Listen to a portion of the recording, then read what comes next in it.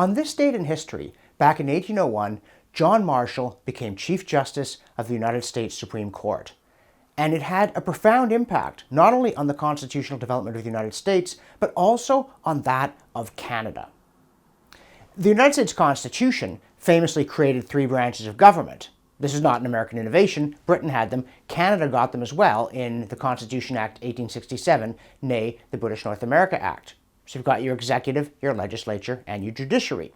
But the U.S. Constitution isn't terribly clear on what the relationship between the three branches is going to be. Will they be essentially equal, or will the judiciary be a subordinate junior branch? It still wasn't settled when Marshall became Chief Justice, but he and his court gave an answer, a firm and decisive answer, in 1803 in Marbury versus Madison, which no one challenged. What they did was they declared a law unconstitutional, and on that basis they said it was null and void.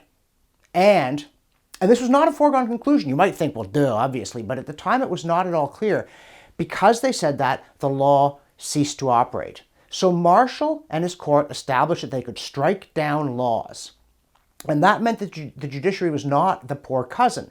Instead, the United States had the constitutional equivalent of a three-legged stool. And that, as I'm sure you're aware, is the single most stable way to build something. Something with two legs falls over, something with four legs can rock. Three legs is stable.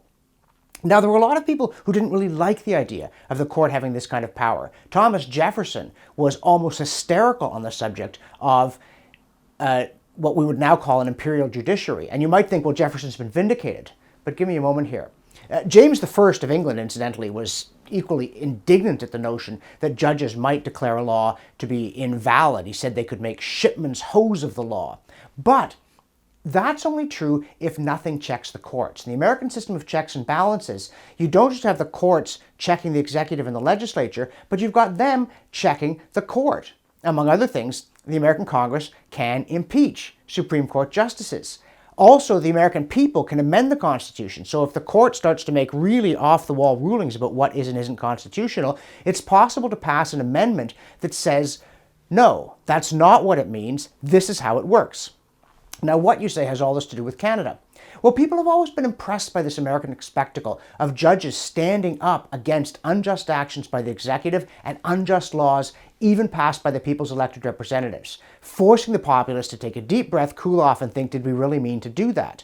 It looks like the rule of law because it is the rule of law. It has dignity, it has magnificence, especially under Marshall. He was Chief Justice for 34 years, never again declared a law unconstitutional, but gave the court this necessary air of sober deliberation, which modern courts, I might say, conspicuously lack. Modern courts, and this is especially true in Canada, also lack that critical element of a check on what they do. Canada's Supreme Court is not one among three branches, equal to the other two. It looms above them. It can do anything it likes. Nobody can make it stop. That is certainly not how the American or Canadian constitutions were designed to work.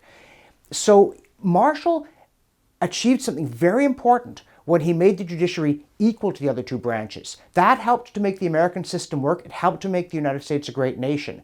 But if the judiciary bursts loose, like any other human institution, unchecked, pride and arrogance, power will corrupt. And the judiciary at this point, I think, is corrupt, not in a financial sense, but in the sense that they believe that they are above normal human frailties. And that's especially true in Canada. So it's worth looking at how the American Constitution worked because of what John Marshall did, and make sure we get back to that the judiciary can strike down laws, but it cannot make shipman's hose of them. It cannot simply decree things one after another with nobody able to say boo. John Marshall would have been horrified by that spectacle, and he'd have been right to be horrified.